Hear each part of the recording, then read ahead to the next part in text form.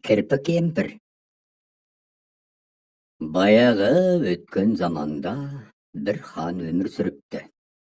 Ол жер бетіндегі адамдарды менсінбей, олардың қалау тілеуіне онша көңіл бөлмепті. Содан кейін оған шайтан үйір болыпты.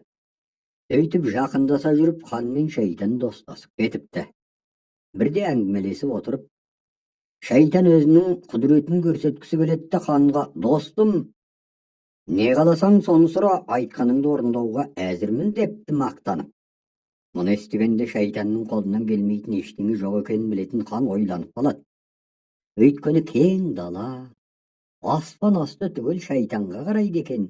Хан соны өзі иеленсе, байлығымда, абыройымда арта түседі деп түйеді іштей. Осы орайда хан ақыласа отырған шайтан досының шүлендігін пайдаланып қалғысы келетті. «Өзің білесің досым, менің халқым мал бағат. Онысы ішсе асы, кисе киімі.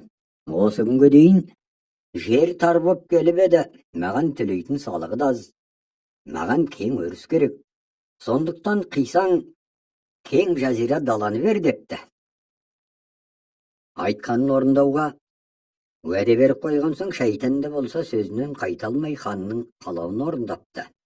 «Қалауың болсын», депті де, жер бетінде даланы күзетіп жүрген өзінің қарауылдарына аспанға шығып кетуге бұйрық беріпті.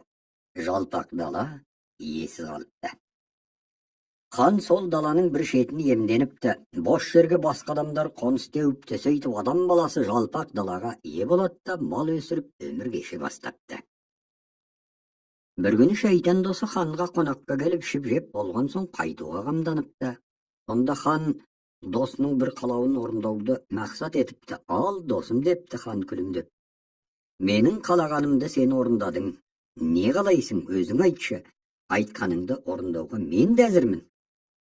«Олай болса», депті шайтан қуанып, «сенен өтінерім мынау, ай мен күнді маған бер». Шайтанның тілегін естігенде ханның үрейі ұшады. Не дерін білмей сасқалақтап қалады. Ай мен күнді шайтанға бердім десе, ол алып кетеді. Сонан соң жер бетін қара түнек басады. Бермеймін десе досының көңілі қалады. Өз сөзінен қайтқан болады. Қабырғасы қайтқан соң сылтау іздейді. «Ат берсең ауылыңмен ақылдас деген емес пе досым? Сенің қалауың жөнінде ел жұртыммен кеңесіп хабарын өзім берейін», депті. Сонда шайтан: «Мейлі, ойласып шешімін айтарсың», депті, онша зорламай.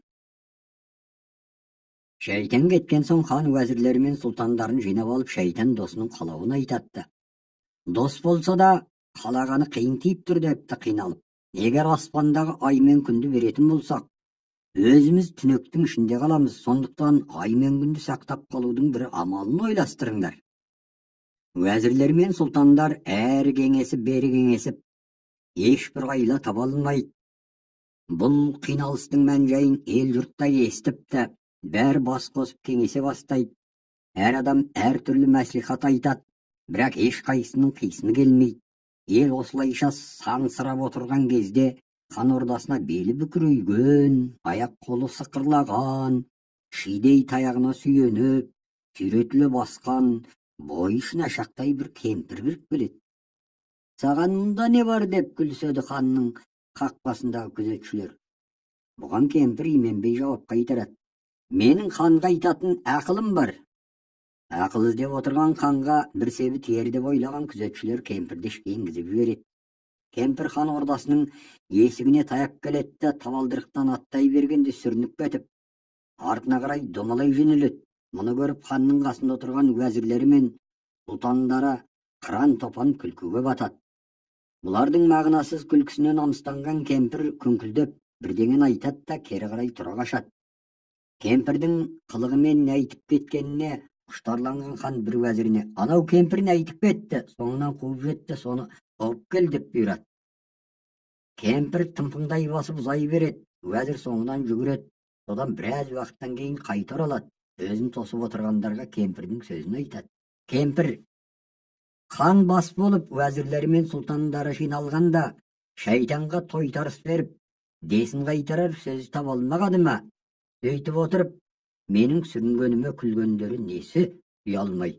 Одан да шайтанға сарымайдан арқан есіп бер, малымды матайын, бұлдыраған сағымды ұстап бер, ай мен күнсіз отырғанда ермек етейін демей ме? Сарымайдан арқан есілмейді, қанша қуса да сағымды ұстай алмайды. Сөйтіп шайтан әуре сарсаңға түседі. Шартты орындай алмаған соң өзінен өзі жоламай кетеді деп барады екен деп хабарлайды. Жиналып, қиналып отырған жұрт кемпірдің тапқырлығына қайран қалсады. Өзінің қалау жөніндегі шешімін есту үшін шайтан досы келгенде хан ай мен күнсіз өзінің қиналатынын сылтауратады да әлгі кемпір айтқан шартты орындап беруін өтінеді. Бұл шартқа шайтан да келіседі. Сөйтіп сарымайдан арқан есе алмай, бұлдыраған сағымды ұстай алмай сенделеді.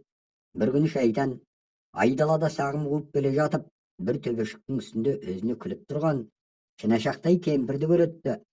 Ханға осы ақылды үйреткен сен екенсің ғой деп шырқ үйіріледі, құйындай дөңгелеп кемпірді үстіне түрпі қаптаған бір жәндікке айналдырып жібереді. Ал өзі шартты орындай алмаған соң хан ордасына жоламай кетіпті. Сөйтіп, әлгі білгір кемпір кірпіге айналса да, елдің бақыты саналатын ай мен күнді шайтанның олжалап кетуінен осылайша сақтап қалған екен.